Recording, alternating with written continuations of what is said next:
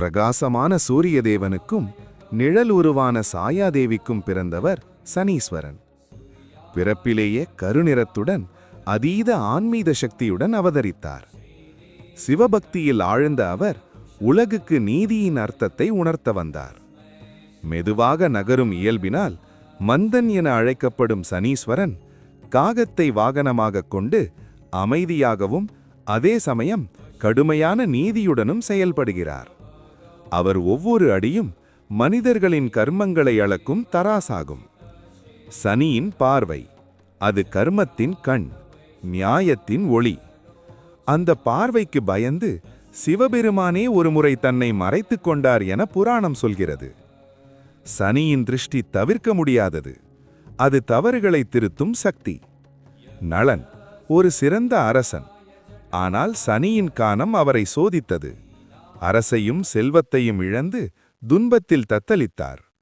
ஆனால் பொறுமையும் நம்பிக்கையும் கைவிடவில்லை. இறுதியில் சனியின் அருளால் நளனும் தமயந்தியும் மீண்டும் ஒன்று சேர்ந்தனர். கஷ்டம் முடிந்த பின் வரும் இன்பம் சனியின் நீதியின் சான்று. சனிக்கிழமைகளில் பக்தர்கள் எண்ணெய் விளக்கேற்றி கருப்பு உடை சமர்ப்பித்து வழிபடுகின்றனர். நம்பிக்கையுடன் வேண்டினால் சனி பகவான் கஷ்டங்களை அகற்றி அருள் புரிவார். இருளை நீக்கி ஒளியை வழங்கும் நீதியின் தேவன் சனீஸ்வரன், கர்மத்திற்கேற்ற பலனை அளிக்கும் இறையருள். வாழ்க்கையில் வரும் சனிதோஷங்களால் ஏற்படும் துன்பங்களை நீக்க பக்தியுடன் இறைவனை நாடுவது அவசியம். திருநள்ளாறு, குச்சனூர், புழிச்சலூர் போன்ற சனி பரிகாரத் தலங்களில் வழிபட்டால் சனியின் கடுமை குறையும் என நம்பப்படுகிறது.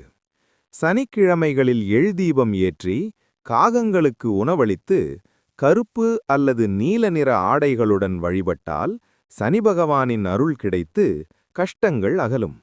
நியாயமும் நேர்மையும் நிறைந்த தெய்வம், கர்மத்திற்கு ஏற்ற பலனை அளிப்பவர். அவர்தான் சனீஸ்வரன்.